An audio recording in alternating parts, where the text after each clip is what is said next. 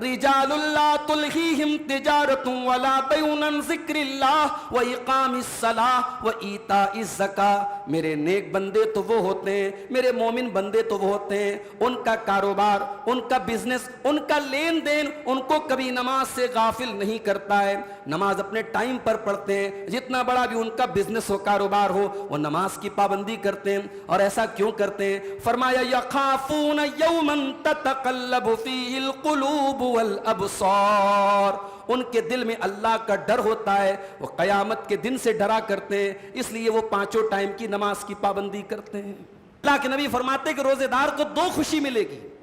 ایک خوشی تب ملے گی جب قیامت کے دن اپنے رب سے ملے گا اور روزے کا ثواب اسے ملے گا, اور دوسری خوشی تب ملتی ہے جب افطار کا ٹائم ہوتا ہے. اور افطار کے ٹائم اس لیے خوش نہیں ہوتا کہ کھانا ملنے والا ہے, فروٹ ملنے والا ہے, بھوک مٹنے والی ہے. افطار کے ٹائم اس لیے خوش ہوتا ہے کہ میرا روزہ کمپلیٹ ہونے والا ہے, میری عبادت کمپلیٹ ہونے والی ہے. تو اللہ کے نبی فرماتے ہیں افطار کے ٹائم جو دعا ہوتی ہے وہ قبول ہوتی ہے. تو روزے کا دعا کے ساتھ بڑا گہرا تعلق ہے, اس لیے کثرت سے روزے میں ہم دعا کریں. انا للہ, ہم اللہ تعالیٰ کے ہیں, یعنی کہ بندے ہیں. اللہ تعالیٰ کے بندے نہیں کہا, انا للہ, ہم اللہ تعالیٰ کے ہیں. کیا مطلب؟ یعنی ہم پراپرٹی ہیں اللہ تعالیٰ کی, ہمارا مالک اللہ ہے, اور مالک کو پورا اختیار ہے اپنی ملکیت میں, اپنی پراپرٹی میں جو چاہے تصرف کرے. اگر ہمارا بچہ مر گیا, ہماری ماں کا انتقال ہو گیا, ہمارا کاروبار میں لاس ہو گیا, ہم پر مصیبت آ گئی, ہم پر تکلیف آ گئی, انا للہ, تو ہم تو اللہ تعالیٰ کی ملکیت ہیں اور وہ ہمارا مالک ہے, اور مالک اپنی ملکیت میں کچھ بھی کر سکتا ہے. ہمیں اللہ کی تقدیر پر, اللہ کے فیصلے پر اعتراض کرنے کا کوئی حق نہیں ہے. ہم اللہ کے فیصلے پر راضی ہے. میرے بھائیو, انا للہ کا مطلب یہ ہوا. الحمدللہ رب العالمین والعاقبۃ للمتقین والصلاة والسلام علی نبینا محمد وعلی آلہ وصحبہ اجمعین, اما بعد. محترم حاضرین, کل کے درس میں ہم نے قرآن مجید کے پہلے پارے کی کچھ آیتوں کو سمجھنے کی کوشش کی تھی. آئیے آگے بڑھتے ہیں اور قرآن مجید کے دوسرے پارے کو کھولتے ہیں. قرآن مجید کے دوسرے پارے کی اسٹارٹنگ میں, شروعات میں تحویل قبلہ کا ذکر ہے. تحویل قبلہ کا مطلب ہوتا ہے قبلے کا ڈائریکشن چینج کر دینا. 16 یا 17 مہینے تک مسلمانوں نے بیت المقدس کی طرف چہرہ کر کے نماز پڑھی, لیکن اللہ کے رسول صلی اللہ علیہ وسلم کی خواہش تھی, آپ چاہتے تھے کہ ہمارا قبلہ خانہ کعبہ ہو جائے, جو بیت المقدس سے بھی پہلے بنا تھا اور جو ابراہیم علیہ السلام کا قبلہ تھا وہ ہمارا قبلہ ہو جائے. چنانچہ اللہ تعالیٰ نے قبلے کا حکم بدل دیا. اللہ نے حکم دے دیا کہ اب مسلمانوں کو مسجد حرام کی طرف منہ کر کے نماز پڑھنا ہے. اب جب یہ قبلے کا ڈائریکشن بدل دیا گیا تو یہودیوں نے بڑا آسمان سر پہ اٹھا لیا. انہوں نے کہا صاحب ان کے مذہب میں تو کوئی اسٹیبلٹی نہیں ہے. کل تک یہ بیت المقدس کی طرف منہ کر کے نماز پڑھتے تھے, آج خانہ کعبہ کی طرف پڑھنے لگے. تو یہودیوں نے اس کا مذاق اڑایا. اب اللہ تبارک و تعالیٰ نے اس حکم کی مصلحت بیان کی کہ ہم نے یہ حکم کیوں دیا, اور جن لوگوں نے اس کا مذاق اڑایا ان کے بارے میں اللہ تعالیٰ نے ایک بڑا خوبصورت کمنٹ کیا. سَيَقُولُ السُّفَهَاءُ مِنَ النَّاسِ مَا وَلَّاهُمْ عَنْ قِبْلَتِهِمُ الَّتِي كَانُوا عَلَيْهَا, جو لوگوں میں بے وقوف لوگ ہیں, احمق لوگ ہیں, اسٹوپڈ لوگ ہیں, وہ یہ کہیں گے کہ ان مسلمانوں کو ان کی قبلے سے کس چیز نے ہٹا دیا, انہوں نے اپنا قبلہ کیوں بدل دیا. قُلْ لِلَّهِ الْمَشْرِقُ وَالْمَغْرِبُ يَهْدِي مَنْ يَشَاءُ إِلَىٰ صِرَاطٍ مُسْتَقِيمٍ. اے نبی آپ کہہ دیجئے مشرق کا مالک بھی اللہ ہے اور مغرب کا مالک بھی اللہ ہے, پورب کا مالک بھی اللہ ہے اور پچھم کا مالک بھی اللہ ہے. کیا مطلب یہ ہوا کہ شریعت اور دین اللہ کی تابعداری کا نام ہے، اللہ کے حکم کو فالو کرنے کا نام ہے۔ اللہ نے جب تک حکم دیا تھا بیت المقدس کی طرف چہرہ کر کے نماز پڑھتے تھے، آج اللہ نے حکم دے دیا تو ہم خانہ کعبہ کی طرف منہ کر کے نماز پڑھتے ہیں۔ امپورٹنٹ پورب نہیں ہے، امپورٹنٹ پچھم نہیں ہے، امپورٹنٹ اللہ تبارک و تعالیٰ کا حکم ہے۔ اگر اللہ 5 ٹائم کی نماز میں 5 ڈائریکشن میں نماز پڑھنے کا حکم دے دے تو ہمیں 5 ڈائریکشن میں پڑھنا پڑے گا، یہ ہے اصل چیز۔ قُلْ لِلَّهِ الْمَشْرِقُ وَالْمَغْرِبُ، اے نبی آپ کہہ دیجئے کہ پورب کا مالک بھی اللہ ہے اور پچھم کا مالک بھی اللہ ہے۔ يَهْدِي مَن يَشَاءُ إِلَىٰ صِرَاطٍ مُسْتَقِيمٍ، اور اللہ جس کو چاہتا ہے سیدھے راستے کے اوپر چلاتا ہے۔ اب اس کے بعد اللہ تعالیٰ نے یہ جو قبلے کا حکم بدلا، اس کی حکمت کیا تھی وہ حکمت بیان کی۔ فرمایا وَكَذَلِكَ جَعَلْنَاكُمْ أُمَّةً وَسَطًا لِتَكُونُوا شُهَدَاءَ عَلَى النَّاسِ وَيَكُونَ الرَّسُولُ عَلَيْكُمْ شَهِيدًا، اے مسلمانوں ہم نے تم کو دنیا کی سب سے بہترین امت بنایا۔ جب تم دنیا کی سب سے بہترین امت ہو تو تمہارا قبلہ بھی دنیا کا سب سے بہترین قبلہ ہونا چاہیے، اس لیے ہم نے تمہارا قبلہ خانہ کعبہ کو بنا دیا جو دنیا کا مڈل بھی ہے، جو دنیا کا مڈ پوائنٹ بھی ہے۔ ہم نے تمہارا قبلہ خانہ کعبہ کو بنایا جو تمام جگہوں میں سب سے بہترین جگہ ہے۔ ہم نے تمہارا قبلہ خانہ کعبہ کو بنایا جو کہ ابراہیم علیہ السلام کا قبلہ ہے۔ ہم نے تمہارا قبلہ خانہ کعبہ کو بنایا کیونکہ روح زمین پر سب سے پہلی اگر کوئی مسجد بنی تھی، سب سے پہلا اللہ کی عبادت کا اگر کوئی گھر بنا تھا تو یہی خانہ کعبہ تھا۔ تو جب مسلمان دنیا کی سب سے بہترین امت ہیں تو ان کا قبلہ بھی دنیا کا سب سے بہترین قبلہ اللہ نے بنایا۔ اس کے بعد فرمایا وَمَا جَعَلْنَا الْقِبْلَةَ الَّتِي كُنْتَ عَلَيْهَا إِلَّا لِنَعْلَمَ مَنْ يَتَّبِعُ الرَّسُولَ مِمَّنْ يَنْقَلِبُ عَلَىٰ عَقِبَيْهِ، اے نبی ہم نے اس قبلے کو بدلنے کا حکم اسی لیے دیا تاکہ یہ کلیئر ہو جائے کہ کون نبی کو فالو کرتا ہے، کون نبی کی اتباع کرتا ہے اور کون منافقوں کی طرح پیچھے چلا جاتا ہے، کون ایڑی کے بل پلٹ جاتا ہے۔ جب قبلہ کا حکم آیا تو کچھ مسلمان ایسے بھی تھے عصر کی نماز پڑھ رہے تھے، عصر کی نماز پڑھ رہے تھے اور ڈائریکشن ان کا بیت المقدس کی طرف تھا، اور جب اعلان کرنے والے نے آ کر کے اعلان کیا کہ قبلہ بدل چکا ہے اور قرآن کا حکم نازل ہو چکا ہے، اللہ کے نبی نے اعلان کروایا ہے کہ اب قبلہ ہمارا خانہ کعبہ کی طرف ہوگا، تو ان مسلمانوں نے انتظار نہیں کیا کہ یہ والی نماز کا ہم سلام پھیر دیں، وہ نماز ہی میں پورے کے پورے امام اور مقتدی گھوم گئے۔ اور آج بھی مدینہ منورہ کے اندر وہ مسجد موجود ہے جہاں پہ دونوں قبلے میں نماز پڑھی گئی تھی، کچھ نماز آپ کی جو ہے وہ بیت المقدس کی طرف پڑھی گئی اور کچھ نماز خانہ کعبہ کی طرف پڑھی گئی۔ اس مسجد کو مسجد قبلتین کہتے ہیں۔ ہمارے جو بھائی حج اور عمرہ کرنے گئے ہوں گے انہوں نے اس مسجد کو دیکھا ہوگا۔ تو نبی کی اتباع کرنے والے ایسے لوگ ہوتے ہیں۔ اللہ تبارک و تعالیٰ کہہ رہا ہے ہم نے قبلے کا حکم اسی لیے تبدیل کیا تاکہ ہم دیکھیں کون نبی کی اتباع کرتا ہے اور کون اپنی منمانی کرتا ہے اور اپنی ایڑیوں کے بل پلٹ جاتا ہے۔ اب اس کے بعد ایک سوال اور پیدا ہوا کہ اب تک جتنی نماز ہم نے بیت المقدس کی طرف منہ کر کے نماز پڑھی ہے تو ہماری اس نماز کا کیا ہوگا؟ ہماری وہ نماز اللہ تعالیٰ قبول کرے گا کہ نہیں کرے گا؟ یا ہمارے وہ باپ دادا جو اسی نماز کی حالت میں مر گئے اور انہوں نے کبھی زندگی میں خانہ کعبہ کی طرف منہ کر کے نماز نہیں پڑھی تو کیا وہ اللہ تعالیٰ کے جنت میں جائیں گے کہ نہیں جائیں گے؟ یہ سوال بھی پیدا ہوا۔ اللہ نے فرمایا وَمَا كَانَ اللَّهُ لِيُضِيعَ إِيمَانَكُمْ، اللہ تبارک و تعالیٰ تمہارے ایمان کو ضائع نہیں کرے گا۔ غور کیجئے، نماز کو اللہ تعالیٰ نے ایمان قرار دیا۔ اللہ نے یہ نہیں کہا تمہاری نماز کو ضائع نہیں کرے گا، اللہ نے فرمایا وَمَا كَانَ اللَّهُ لِيُضِيعَ إِيمَانَكُمْ، اللہ تبارک و تعالیٰ تمہاری نماز کو ضائع نہیں کرے گا، تمہارے ایمان کو ضائع نہیں کرے گا۔ اس کا مطلب یہ ہوا کہ نماز ہے تو ایمان ہے اور نماز نہیں ہے تو ایمان نہیں ہے۔ آج افسوس کی بات ہے سماج کا ایک بڑا طبقہ ایسا ہے جو صرف جمعہ کے دن مسجد میں نظر آتا ہے، جو صرف رمضان میں مسجد میں نظر آتا ہے، جس کی زندگی میں نماز کے لیے ٹائم نہیں ہے، جو بزنس کرتا ہے، جو کاروبار کرتا ہے اور اپنے کاروبار میں، اپنے بزنس میں، اپنے دنیا کے کاموں میں اتنا ڈوبا ہوا ہے اسے نماز پڑھنے کی فرصت نہیں ہے۔ معاف کرنا میرے بھائی، مسلمان کا تصور نماز کے بغیر نہیں ہے۔ اسلام میں کوئی کانسیپٹ ہی نہیں ہے نماز کے بغیر ایک مسلمان ہو ہی نہیں سکتا، مومن ہو ہی نہیں سکتا۔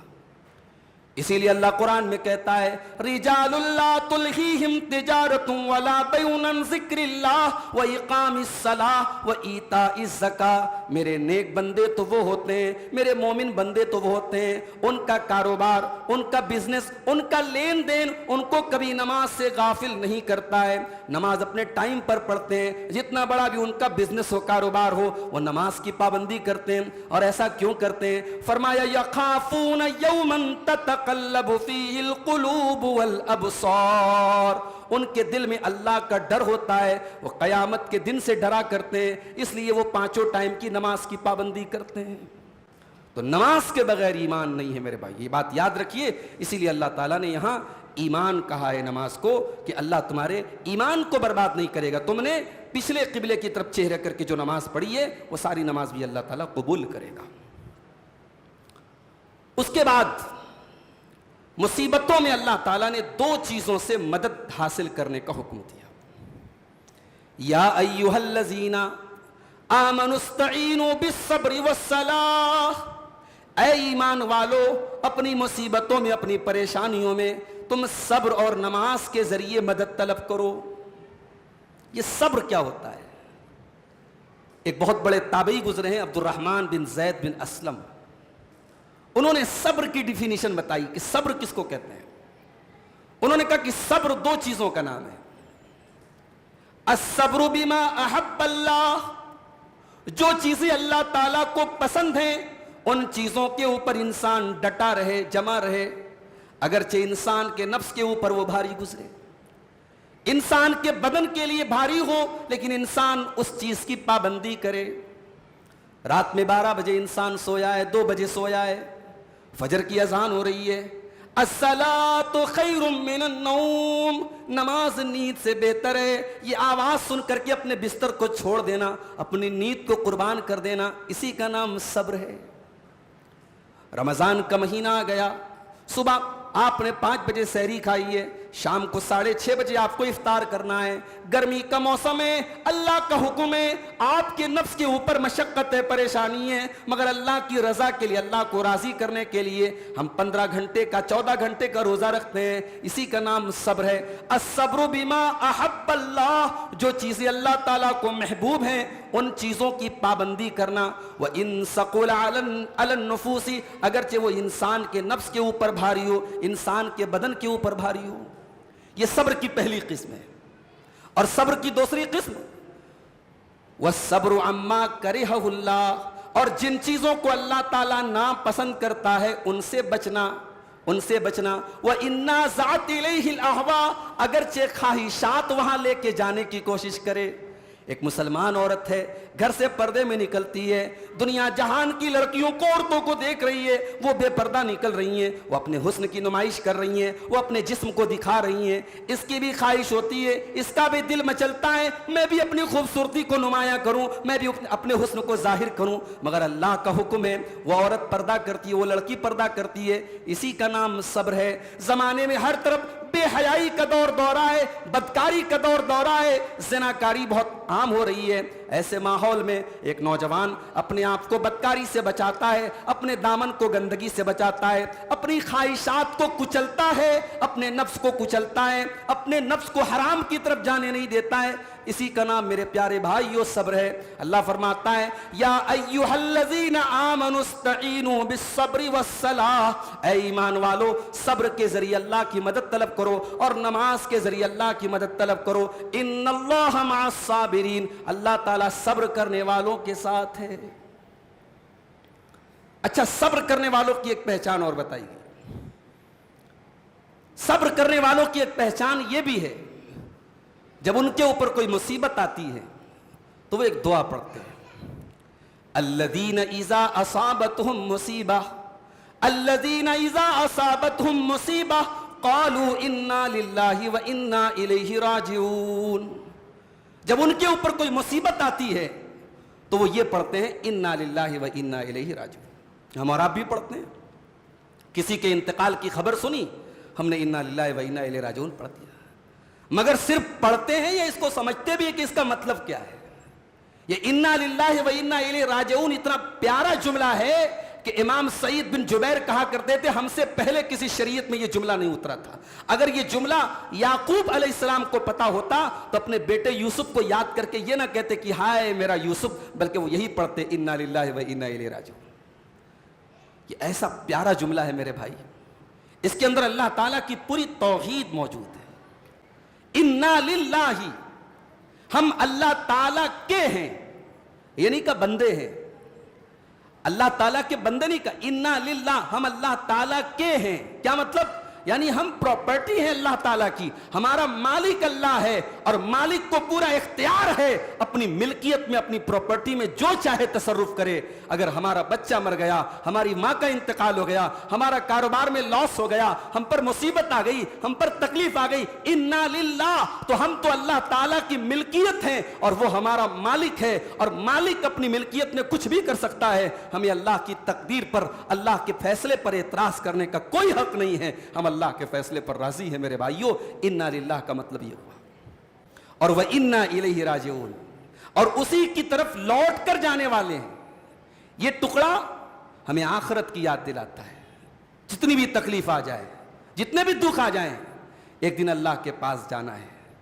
دنیا کی تکلیفیں چند دن رہیں گی, آخرت میں اللہ تکلیف نہ دے, آخرت میں اللہ امن دے دے, چین دے دے, جنت دے دے, یہ ہمارے لیے کافی ہے. وَإِنَّا إِلَيْهِ رَاجِعُونَ, جب ہم یہ پڑھتے ہیں, ہم آخرت کی نعمتوں کو یاد کرتے ہیں, تو دنیا کی کہ غم ہمارے ہلکے ہو جاتے ہیں, دنیا کی تکلیف ہلکی ہو جاتی ہے. یہی وجہ ہے کہ اللہ کے نبی نے یہ دعا سکھائی.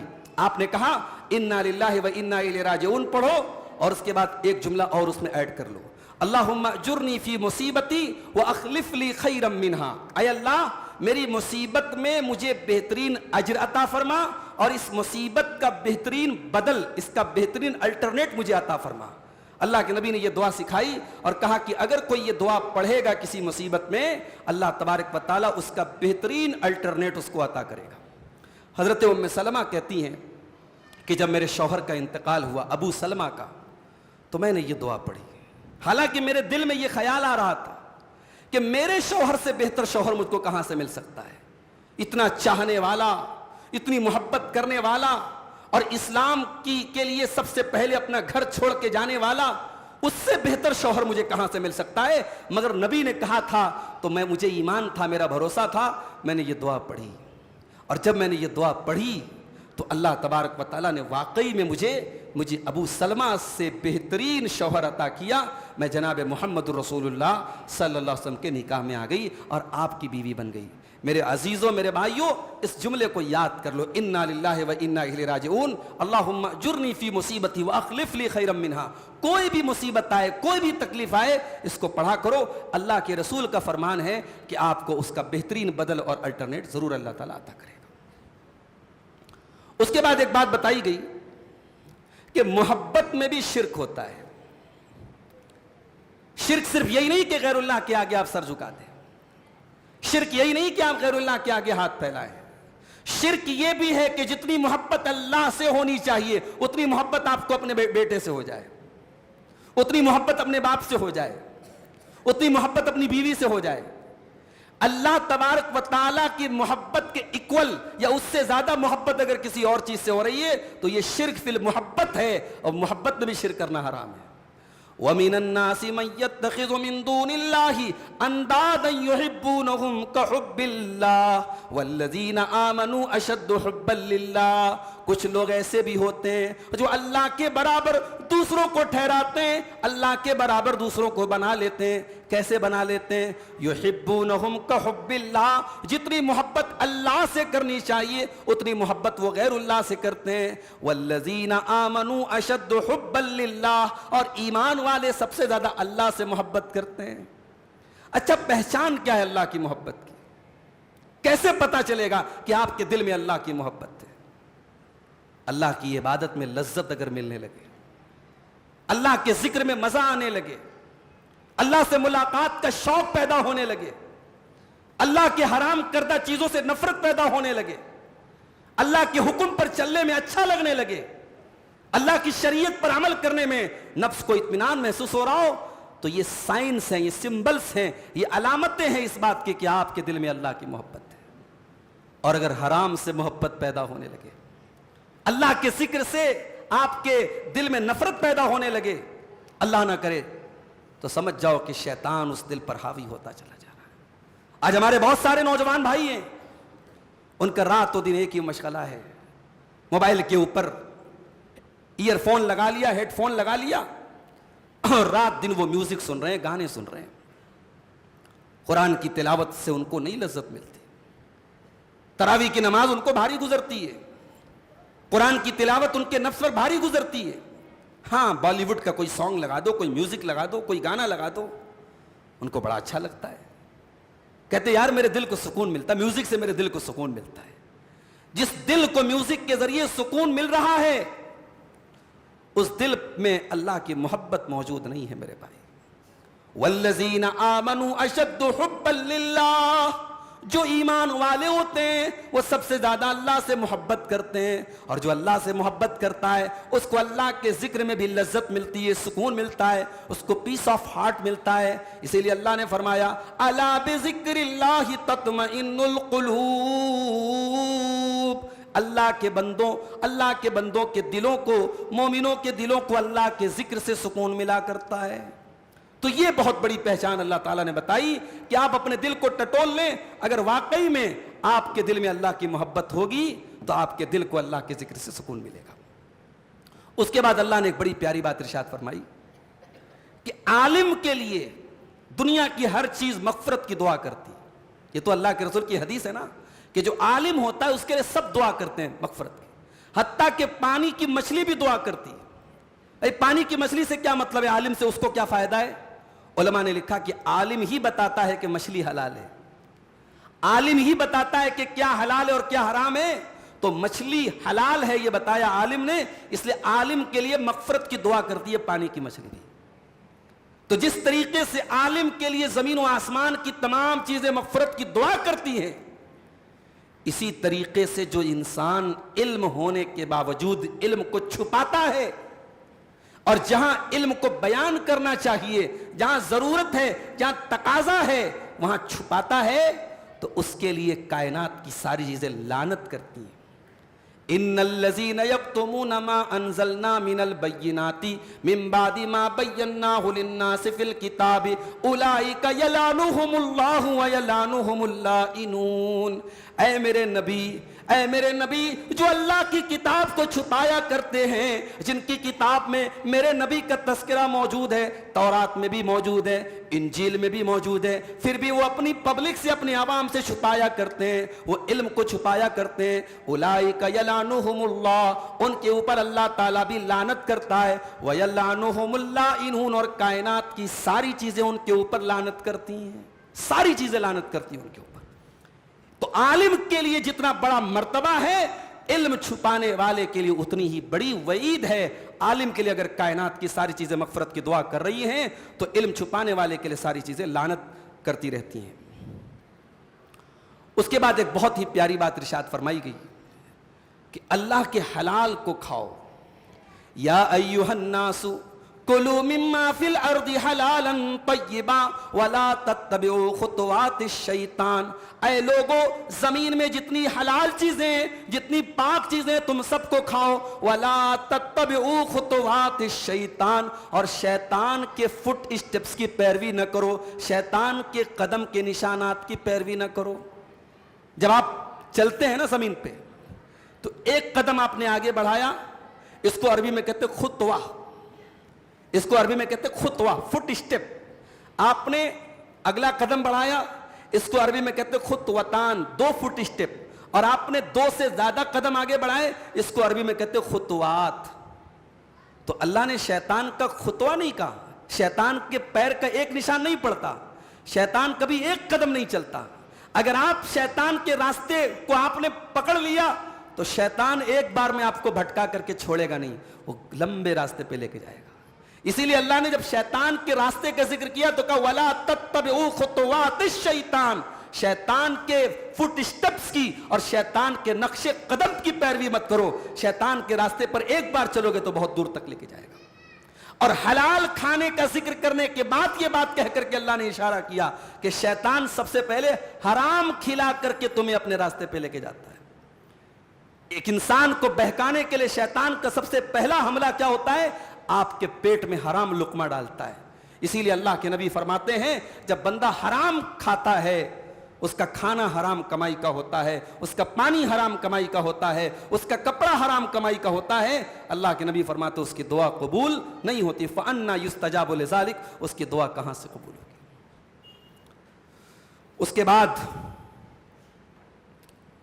یہ بتایا گیا، روزے کا ذکر کیا جا رہا ہے، روزے کا حکم دیا گیا، روزے کا مقصد بتایا گیا.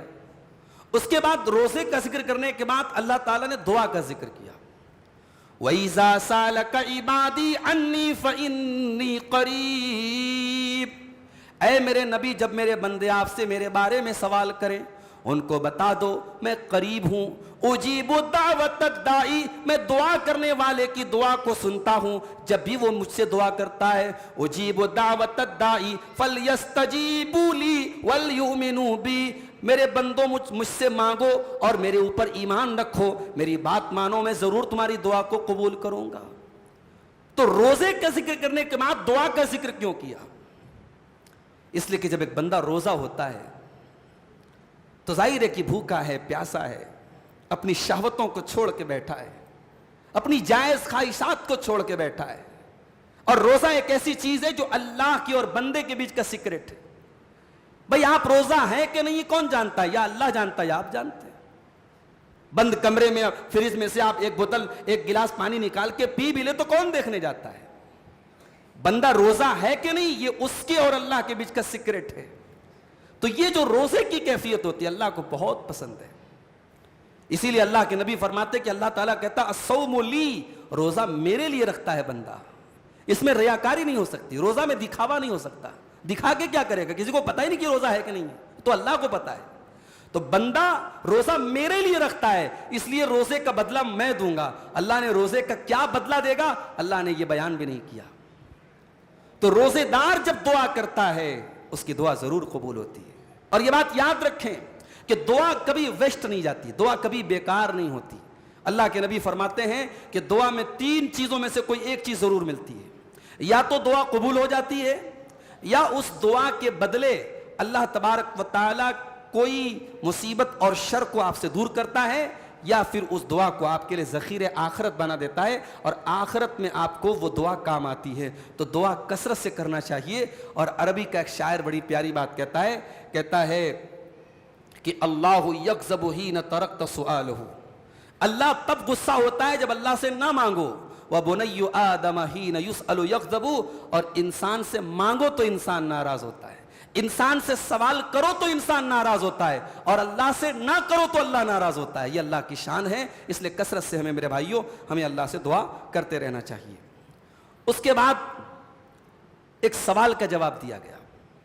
لوگوں نے سوال کیا اللہ کے رسول سے کہ چاند جو ہوتا ہے یہ چاند الگ الگ کیوں ہوتا ہے؟ پہلی تاریخ کا چاند بالکل پتلا ہوتا ہے، پھر دھیرے دھیرے موٹا ہوتا ہے، پھر 14ویں کا چاند کمپلیٹ ہو جاتا ہے، پھر دھیرے دھیرے پتلا ہونے لگتا ہے. تو چاند کے یہ الگ الگ اسٹیج کیوں ہیں؟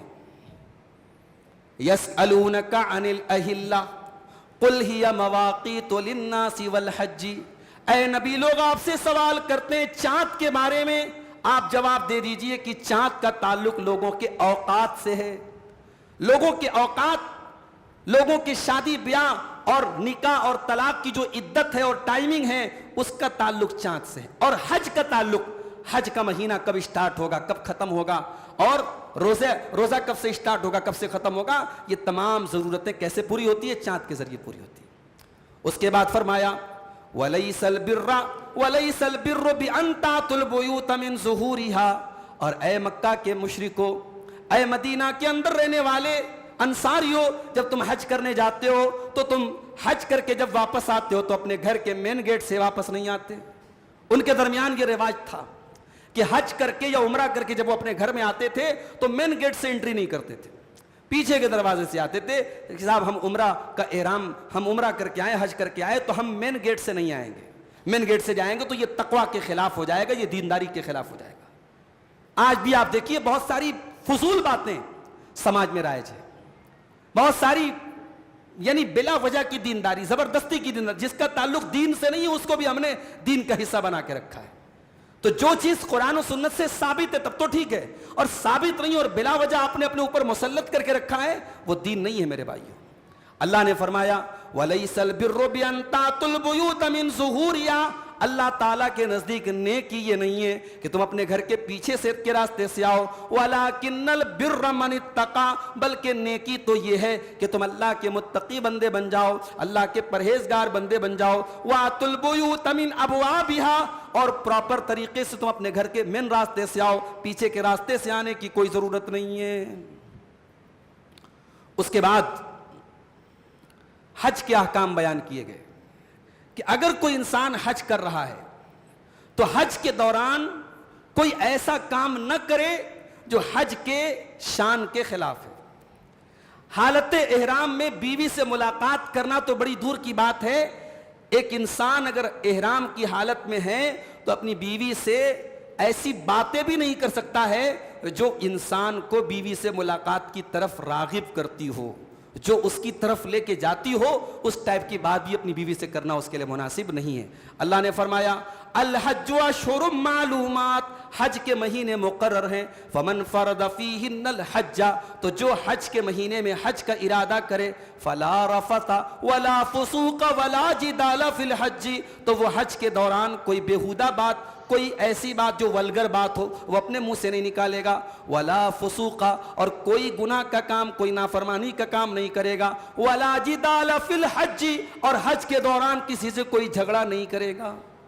آج آپ چلے جائیے حج کے دوران، اب وہ حجر اسود کا بوسہ لینے کے لیے صاحب گتھم گتھا ہو رہے ہیں، لوگ لڑ رہے ہیں ایک دوسرے سے، دھکا دے رہے ہیں، عورتیں ہیں وہیں پر۔ 2017 میں جب میں گیا عمرہ کرنے کے لیے حتیم کے پاس، میں نے سوچا کہ حتیم، چونکہ حتیم کے بارے میں اللہ کے رسول کی حدیث موجود ہے کہ حتیم خانہ کعبہ کا ایک حصہ ہے، حتیم کے اندر آپ نماز پڑھیں گے تو گویا کہ آپ نے خانہ کعبہ کے اندر نماز پڑھی۔ میں نے سوچا کہ لاؤ بھائی اتنی دور سے آیا ہوں حتیم میں نماز پڑھوں، دیکھا تمام لیڈیز وہاں پہ قبضہ جما کے بیٹھی ہیں، اب بھائی وہاں لیڈیز کو جا کے دھکا دے کے تو ہم پڑھیں گے نہیں نماز، بڑا مسئلہ ہے بھائی۔ اب ہم لوگ تو انڈیا پاکستان والے دبلے پتلے رہتے ہیں، افریقہ والے ماشاءاللہ تندرست لوگ رہتے ہیں، موٹے موٹے، اب وہ وہاں پہ آگے آگے ہیں، اب آپ کی خواہش بھی کہ آپ حجر اسود کو ٹچ کریں تو پہلے ان سے نپٹیے آپ، اور ان کو تو ہلا نہیں سکتے آپ، ان کو ٹچ سے مس، زمیں ٹلت زماں ٹلت نہ ٹلت گل محمد ٹلت، ان کو کون ٹلائے گا بھی وہاں سے، وہ تو ٹل نہیں سکتے۔ تو اب آج کل حج اور عمرہ کا بھی جو ماحول ہے اس میں ہم دیکھ رہے ہیں کہ صاحب جو روحانیت ہونی چاہیے، جو دینداری ہونی چاہیے وہ نہیں، بڑا عجیب معاملہ ہے۔ بڑی بڑی بالی ووڈ کی ہیروئنیں صاحب زندگی بھر جو ہے انہوں نے کپڑے اتار کر کے اپنے جسم کی نمائش کرائی، اور وہاں جا کر کے صاحب I am on the way to Umrah, I'm on the way to Mecca, I'm on the way to Medina, جگہ جگہ سیلفی لے رہی ہیں، انسٹاگرام پر جو ہے اپنی سیلفیز ڈال رہی ہیں، ویڈیوز ڈال رہی ہیں، اور اس کے بعد مدینہ کے اندر جو چھتریاں بنی ہوئی ہیں مسجد نبوی کے باہر وہاں پہ سیلفی لے رہی ہیں پورے پروفیشنل کیمراز کے ساتھ۔ کیا ہے بھائی یہ؟ اللہ کے بندو، حج اور عمرہ عبادت ہے، عبادت کو عبادت رہنے دو، اس کو پروفیشنل مت بناؤ، اس کو پبلسٹی اسٹنٹ مت بناؤ، یہ کوئی ویکیشن نہیں ہے، کوئی تفریح نہیں ہے، عبادت ہے۔ آج عمرہ اور حج کی روحانیت نکل رہی ہے میرے بھائی۔ اگر واقعی میں کوئی سچے دل سے حج کرے، گناہوں سے بچ کے حج کرے اور نبی کے طریقے پر حج کرے، اللہ کے نبی نے فرمایا رجع کیوم ولدتہ امہ، جب وہ حج کر کے آتا ہے ایسے لوٹتا ہے جیسے اس کی ماں نے اس کو جنم دیا ہے، جیسے اس کی ماں نے اس کو پیدا کیا ہے، گناہوں سے بالکل پاک اور صاف ہو کر کے جب بچہ ماں کے پیٹ سے نکلتا ہے، ایک حج کر کے جب انسان آتا ہے ویسا ہو جاتا ہے۔ مگر آج افسوس کی بات ہے بعض لوگوں نے حج کو، عمرہ کو ایک ویکیشن ٹور بنا لیا، ایک جو ہے گھومنے پھرنے کا ذریعہ بنا لیا، بے پردگی ہو رہی ہے، بے حیائی ہو رہی ہے۔ ابھی ایک ویڈیو آیا صاحب، خانہ کعبہ سے کچھ دوری پر بیٹھ کر کے ایک بندہ موبائل پر بیٹھ کے گیم کھیل رہا ہے احرام کی حالت میں، کیا ہو رہا ہے بھائی؟ اللہ ہم سب کی حفاظت فرمائے میرے بھائی۔ اللہ نے فرمایا کہ حج کا اگر ارادہ کیا ہے تو حج کے دوران کوئی بیہودہ کام، کوئی گندا کام، کوئی لڑائی جھگڑا نہیں کرنا ہے۔ اس کے بعد فرمایا وَتَزَوَّدُوا، اور اے حاجیو جب تم حج کرنے جایا کرو تو اپنا سامان لے کے جایا کرو۔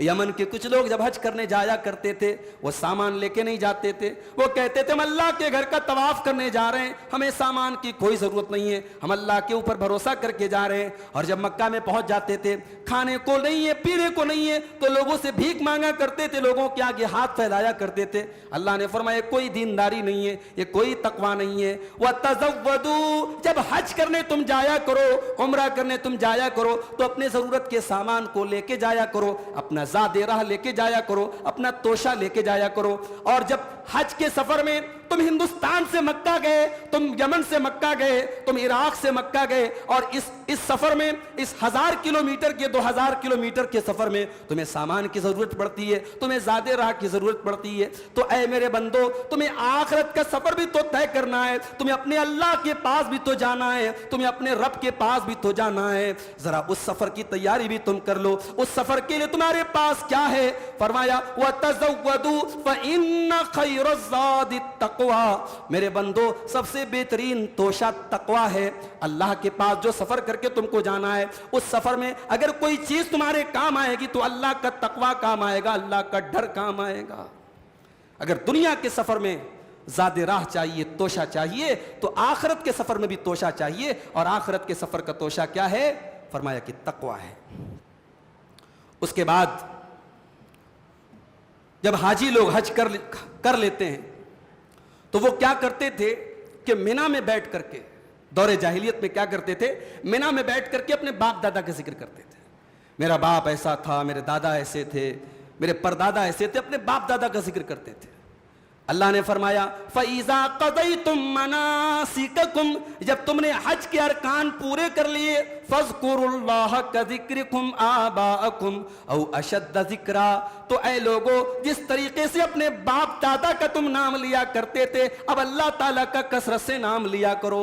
اسی لیے آپ دیکھیے کہ جو ایام تشریق ہیں، جن دنوں میں حاجی لوگ مینا میں اپنے ارکان پورے کر رہے ہوتے ہیں اور شیطانوں کو کنکری مار رہے ہوتے ہیں، انہی ایام میں ساری دنیا کے مسلمان تکبیرات پکارتے رہتے ہیں، اللہ اکبر لا الہ الا اللہ واللہ اکبر وللہ الحمد۔ یہ تکبیرات ہم اسی ٹائم پکارتے رہتے ہیں۔ تو اللہ نے فرمایا کہ جس طریقے سے اپنے باپ دادا کو تم یاد کرتے تھے اور ان کا نام لیتے تھے، ان دنوں میں تم اللہ کا نام لو۔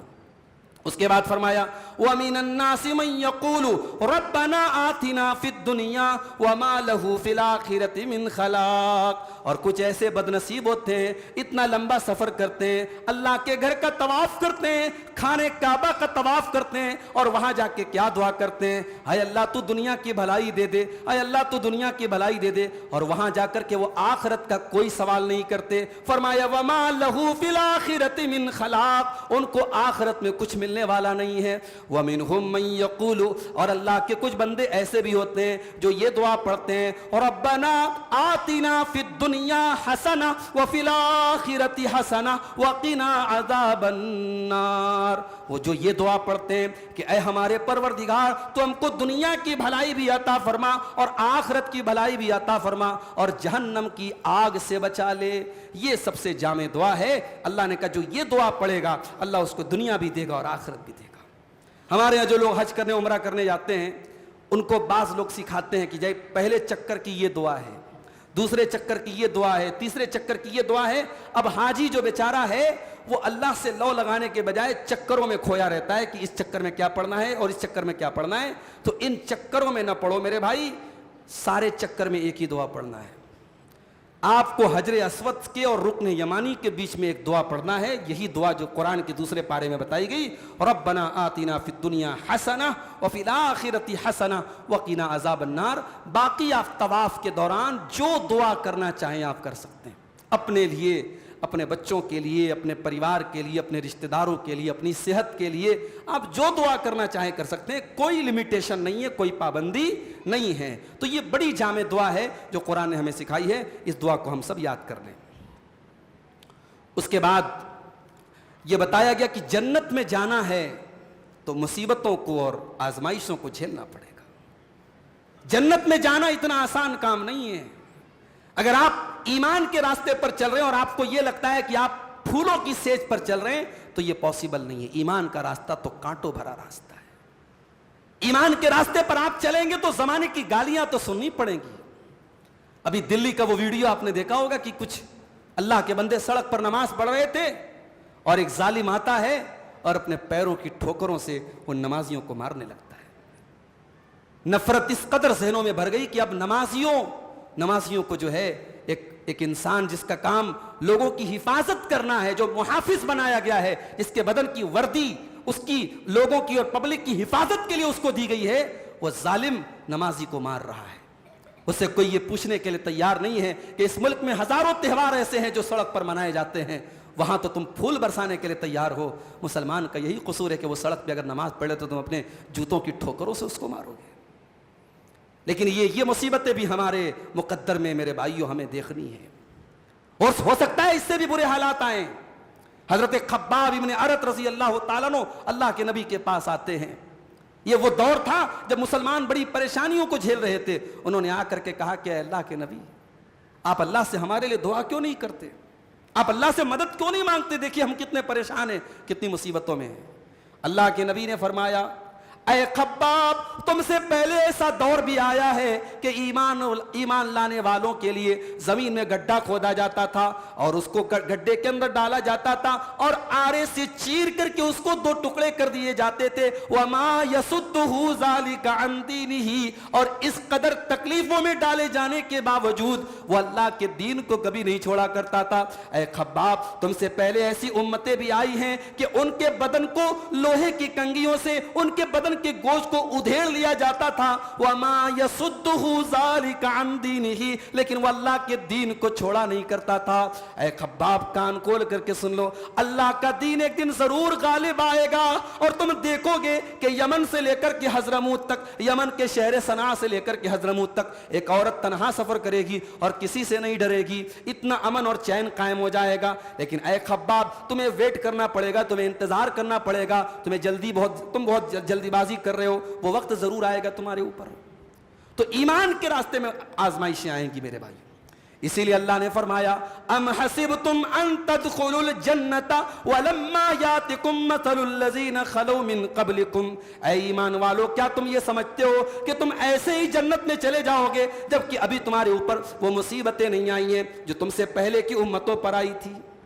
مستہم الباساء والضراء وزلزلوا، تم سے پہلے کی امتوں کے اوپر ایسا دور آیا کہ اناج کے دانے دانے کے لیے وہ ترس گئے، بیمار پڑ گئے۔ وزلزلوا، اور دشمنوں نے ان کو ہلا ڈالا۔ حتی یقول الرسول والذین آمنوا معہ متی نصر اللہ، یہاں تک کہ ایسا دور بھی آ گیا کہ رسول کو بھی کہنا پڑا اور ایمان والوں کو کہنا پڑا کہ اے اللہ تیری مدد کب آئے گی؟ الا ان نصر اللہ قریب، اور اللہ کی طرف سے ان کو تسلی دی گئی کہ اللہ کی مدد بہت جلد آنے والی ہے۔ تو اللہ کی مدد تو آئے گی میرے بھائی، اگر ہم ایمان پر ہیں۔ ٹائم لگ سکتا ہے، لیکن ہمیں اور آپ کو ایمان کے راستے پر اگر ہم ہیں تو ہمیں تیار رہنا چاہیے، ہمارے اوپر مصیبتیں اور پریشانیاں آئیں گی۔ اس کے بعد ایک حکم دیا گیا کہ اپنی بیٹیوں کی شادی کسی مشرک سے مت کرنا۔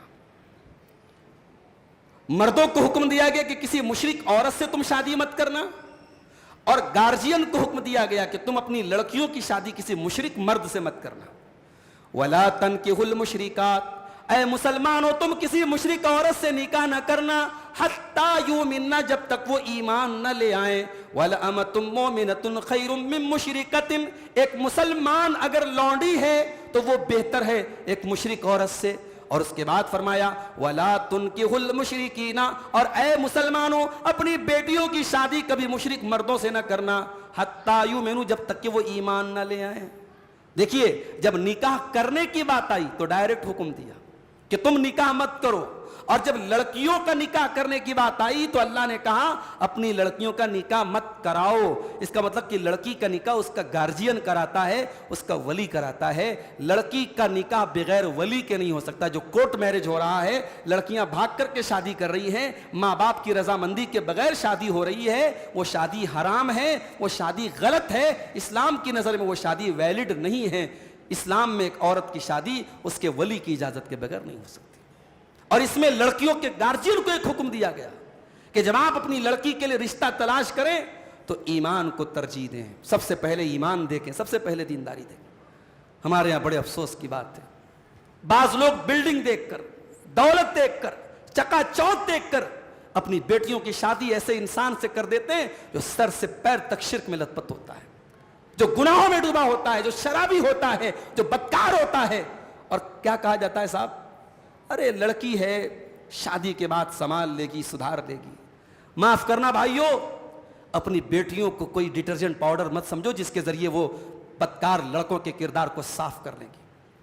ان بیٹیوں کو بڑے لاڈ اور پیار سے پالتے ہو، بڑی محبتوں سے ان بیٹیوں کے نخرے اٹھاتے ہو، اور پھر بلڈنگ دیکھ کر اور دولت دیکھ کر اور دنیا کی نعمتیں دیکھ کر کسی مشرک، کسی بدکار اور کسی بدعتی کے حوالے کرے تو شرم آنی چاہیے. وہ باپ ظالم ہے جو اپنی بیٹی کو ایسے انسان کے حوالے کرتا ہے. اور دلیل یہ دیتے ہو کہ صاحب وہ جا کر کے اس گھر کا ماحول سدھار لے گی. جان بوجھ کر کے اپنی بیٹیوں کو جہنم کی آگ میں مت ڈالو میرے بھائی. مکہ کے مشرکین، مکہ کے کفار بیٹی پیدا ہوتی تھی زندہ زمین میں گاڑ دیتے تھے. ہم اس واقعے کو جب پڑھتے ہیں ہمارے رونگٹے کھڑے ہو جاتے ہیں، ہمارے دل میں غصہ پیدا ہوتا ہے. ایسا کیسے ہو سکتا ہے؟ بیٹی کا باپ اپنی بیٹی کے ساتھ ایسا کیسے کر سکتا ہے؟ مگر آج جب ہم دیکھتے ہیں کتنی بیٹیاں ہیں اپنے باپ کے غلط فیصلوں کی قیمت چکا رہی ہیں، اور ایک بدکار، ایک مشرک، ایک بدعتی گھر میں جا کر کے توحید سے دور ہیں، دین سے دور ہیں، اسلام سے دور ہیں، اپنے ماں باپ کو کوستی ہیں کہ میرے ماں باپ نے جان بوجھ کر کے میری زندگی کو برباد کیا. میرے بھائیوں، اس لیے اپنی بیٹیوں کی شادی کرو تو بلڈنگ چاہے کمزور ہو، لڑکا چاہے بہت متوسط درجے کا ہو، معمولی کمانے والا ہو، بہت زیادہ پیسے والا نہ ہو، لیکن دیندار ہے، ایمان والا ہے، توحید والا ہے، اس لڑکے کو ترجیح دو، اس رشتے کو ترجیح دو. میرے بھائیوں، انشاءاللہ اس رشتے میں اللہ تبارک و تعالیٰ برکت پیدا کرے گا.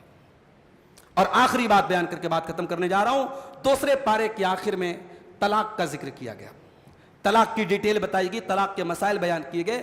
اس میں اللہ نے ایک بڑی پیاری بات بیان فرمائی کہ طلاق جو ہے وہ 2 مرتبہ دیا جاتا ہے. آج ہمارے یہاں طلاق کو بھی کھلواڑ بنا دیا گیا. پارلیمنٹ میں کیوں ضرورت پڑی طلاق پر قانون بنانے کی؟ ہمیں کوئی حق نہیں ہے کہ ہم کسی پارٹی کو کہیں کہ صاحب وہ پارٹی ہمارے خلاف چال چل رہی ہے یا وہ ہمارے خلاف چال چل رہا ہے. ہم نے خود یہ حالات پیدا کیے. شوہر غصے میں آیا، بیوی کو بولا طلاق طلاق طلاق. اس کے بعد شوہر کہتا یار مجھ سے غلطی ہو گئی. گیا مفتی صاحب کے پاس. مفتی صاحب نے کہا کتنی بار طلاق بولا تھا؟ کہا 3 بار بولا تھا. مفتی صاحب نے کہا ہو گئی طلاق. اب مفتی صاحب کرنا کیا پڑے گا؟ 4 چھوٹے چھوٹے بچے ہیں، بیوی کہاں جائے گی؟ میں نہیں رہ سکتا بیوی کے بغیر. کہا کہ اب تو ایک ہی راستہ ہے، بیوی کو حلالہ کرنا پڑے گا. آج بالی ووڈ میں فلمیں بن رہی ہیں، ویب سیریز بن رہی، لوگ اسلام کا مذاق اڑا رہے ہیں کہ صاحب یہ اسلام ہے. یہ اسلام ہے کہ شوہر نے طلاق دیا اور بیوی جو ہے کسی غیر مرد کے ساتھ کانٹریکٹ کر کے 1 رات کے لیے شادی کر رہی ہے اور اس کو حلالہ کہا جا رہا ہے، اور یہ مسلمانوں کے عام بڑے بڑے مفتی اس کا فتویٰ دے رہے ہیں. معاف کرنا میرے بھائیوں، کبھی غور، کبھی موقع ملے تو قرآن کے دوسرے پارے کو جا کر کے قاعدے سے پڑھ لینا. کسی مسلک کی عینک مت لگانا، کسی مسلک کے چشمے کو ہٹا کر کے قرآن کا ترجمہ پڑھ لینا کہ طلاق کا پروسیس کیا ہے، طلاق کا طریقہ کیا ہے. اور اسلام نے طلاق کا پروسیس اسی لیے رکھا ہے کیونکہ کبھی کبھی طلاق ضروری ہو جاتی ہے. کبھی کبھی ایسے حالات بھی پیدا ہوتے ہیں میاں بیوی ساتھ میں نہیں رہ پاتے، مزاج نہیں میل کھا رہا ہے، میاں بیوی کے درمیان میچنگ نہیں ہو پا رہی ہے، انڈرسٹینڈنگ نہیں ہو پا رہی ہے، تو طلاق کا آپشن بھی ضروری تھا. لیکن طلاق کا آپشن کیسا دیا اسلام نے؟ فرمایا الطلاق مرتان، طلاق دینے کا تم کو 2 مرتبہ چانس دیا گیا. 1 مرتبہ تم نے طلاق دے دیا، اب 3 مہینے کا ٹائم دیا گیا. 3 مہینے کے اندر اگر میاں بیوی دونوں آپس میں سمجھوتا کرنا چاہیں، شوہر اپنے فیصلے پر شرمندہ ہو جائے، 3 مہینے کے اندر شوہر رجوع کر لے، کوئی مسئلہ نہیں، دونوں میاں بیوی کی طرح رہ سکتے ہیں. اگر 3 مہینہ گزر گیا اور شوہر نے رجوع نہیں کیا، 3 مہینہ گزر گیا، طلاق پڑ گئی، نکاح ختم ہو گیا، لیکن پھر سے دونوں میاں بیوی کی حیثیت سے رہنا چاہیں، نیا نکاح کر لیں، نیا مہر باندھ لیں، دوبارہ میاں بیوی بن کے رہ سکتے ہیں. یہ 1 طلاق کے بعد ہے. پھر آگے زندگی میں پھر کبھی کوئی اختلاف آیا، شوہر نے دوسری مرتبہ پھر طلاق دے دیا، اب اس کے بعد پھر وہی سیم پروسیس ہے. 3 مہینے کی عدت کا ٹائم ہے، 3 مہینے کا گریس پیریڈ ہے. اگر 3 مہینے کے اندر شوہر نے رجوع کر لیا کوئی مسئلہ نہیں، اگر رجوع نہیں کیا اور 3 مہینہ گزر گیا، طلاق پڑ گئی، نکاح ختم ہو گیا، دوبارہ نیا نکاح کر کے میاں بیوی کی حیثیت سے رہ سکتے ہیں. الطلاق مرتان، 2 مرتبہ آپ کو طلاق دینے کا آپشن دیا گیا. اب تیسرا آپشن کیا ہے؟ فرمایا فَإِمْسَاكُمْ بِمَعْرُوفٍ أَوْ تَسْرِيحٌ بِإِحْسَانٍ۔ اب تیسرا آپشن بس ایک ہے، یا تو آپ عزت کے ساتھ اپنی بیوی کو رکھ لو یا بھلائی کے ساتھ رخصت کر دو۔ طلاق کسی عورت کی زندگی اجاڑنے کا نام نہیں ہے۔ اسلام کہہ رہا ہے اگر عورت کو چھوڑنا بھی ہے عزت کے ساتھ اور بھلائی کے ساتھ، او تسریح باحسان، تیسری طلاق کے بعد اب دوبارہ چانس نہیں ہے۔ تیسری طلاق کے بعد اب بیوی آپ کے گھر میں نہیں رہے گی، اب اس کو عزت کے ساتھ بھلائی کے ساتھ اس کا مہر دے کر کے اس کو تمہیں رخصت کر دینا ہے۔ اور اس میں ایک سبق یہ بھی ہے، یہ تو بیوی کی بات ہے، یہ تو شوہر بیوی کی بات ہے۔ بھئی ہمارے دنیاوی معاملات میں بھی ہماری کمپنی میں کوئی جاب کرتا ہے یا ہمارے گھر میں کوئی ملازم ہے، اب کچھ دنوں تک ہمارے بیچ میں اس کے بیچ میں انڈرسٹینڈنگ رہی، پھر اس کو نہیں جما یا ہم کو نہیں جما، اس کو سیلری کم لگی یا ہمیں اس کا کام پسند نہیں آیا، ہم نے کہا بھائی تم اپنا کام دیکھ لو، یا اس نے ریزائن دے دیا کہ صاحب میں آپ کے کام نہیں کر سکتا۔ تو اسلام کہہ رہا ہے کہ اگر کنیکشن بیچ میں ٹوٹ گیا، جاب ختم ہو گئی، تعلق ٹوٹ گیا، تو اس کا مطلب نہیں ہے کہ نفرت پیدا ہو جائے، اس کو عزت کے ساتھ ودا کر دو تاکہ آئندہ کبھی وہ ملے تو نظریں ایک دوسرے سے ملانے میں شرمندگی نہ ہو۔ کمپنیوں سے اگر کوئی ریزائن دے کر کے جا رہا ہے تو ایسا نہ جائے کہ دوبارہ کبھی اپنے باس سے محبت نہ باقی رہے، یا آپ کے گھر کا کوئی ملازم ہے تو آپ سے نفرت کر کے گھر سے جائے، ایسا تعلق نہیں ہونا چاہیے۔ اپنے مزدور کے ساتھ، اپنے کمپنی میں کام کرنے والے ملازم کے ساتھ بھی آپ کا سلوک ایسا ہونا چاہیے کہ اگر کبھی چھوڑ کے جائے تو بھلائی کے ساتھ چھوڑ کے جائے۔ تو طلاق میں یہ اللہ نے کہا او تسریح باحسان، اگر چھوڑنا ہے تو بھلائی کے ساتھ اس کو چھوڑو۔ تو میرے بھائیوں، یہ دوسرے پارے کی چند آیات کی تفسیر میں نے آپ کے سامنے بیان کی ہے۔ آئیے ہم اللہ سے دعا کرتے ہیں رب العالمین ہمیں جو باتیں دوسرے پارے میں بیان کی گئی ہیں ان پر عمل کرنے کی توفیق عطا فرمائے، اور رب العالمین جن برائیوں سے ہمیں روکا گیا ہے اس پارے میں ان سے ہم سب کو بچنے کی توفیق عطا فرمائے۔ انشاءاللہ کل کے درس میں ہم قرآن کریم کے تیسرے پارے کی کچھ منتخب آیات کو آپ کے سامنے پیش کریں گے۔ اللہ تعالی ہم سب کو قرآن کریم پر غور کرنے اور عمل کرنے کی توفیق عطا فرمائے۔ آمین۔ وآخر دعوانا ان الحمد للہ رب العالمین، والسلام علیکم ورحمۃ اللہ وبرکاتہ۔